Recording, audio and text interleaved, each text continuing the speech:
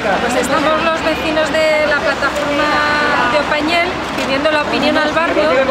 para sacar la información de lo que los vecinos quieren que se hagan en el terreno anexo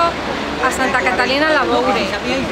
Llevamos 10 meses de protestas pidiendo un uso social de los terrenos. La iglesia en este momento está haciendo 15 plazas de parking y vallando su terreno,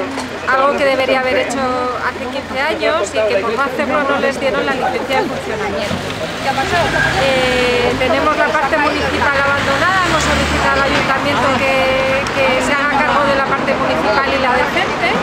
pero por otro lado los vecinos seguimos solicitando que todo el terreno sea para el barrio y que la zona de la iglesia la vuelvan a permutar, cosa que el arzobispado se niega,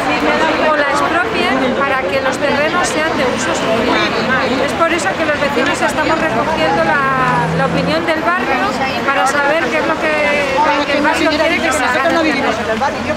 A ver, el barrio estamos sufriendo en estos tiempos en los que ha habido protestas, un despliegue policial muy grande, han estado varios días montones de antidisturbios delante de la iglesia, como protegiendo la iglesia, cuando jamás ha habido una intervención policial en todos estos meses, y sin embargo los vecinos tenemos que sufrir un montón de incomodidades, como es que los alrededores de la iglesia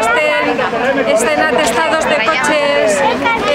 cada martes y cada sábado y la policía municipal no viene a multar esos coches. Ha habido un velatorio en la iglesia hace unos días, cosa que a los vecinos no les ha gustado nada, cuando ni siquiera la iglesia tiene licencia de funcionamiento y el ayuntamiento ha dado su consentimiento, o vamos, lo han hecho sin consentimiento. Todo eso estamos presenciándolo los vecinos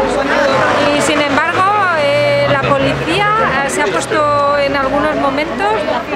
de verdad tremendamente represiva con los vecinos. Bueno, nos parece una injusticia que ni siquiera los vecinos podamos expresarnos libremente y sin embargo a la iglesia se les esté dando como una especie de protección que nos parece innecesaria. La mayor parte de la gente que está en la protesta es gente mayor, jamás ha habido un incidente y parece ser que tienen que proteger a esta iglesia y no sabemos de qué.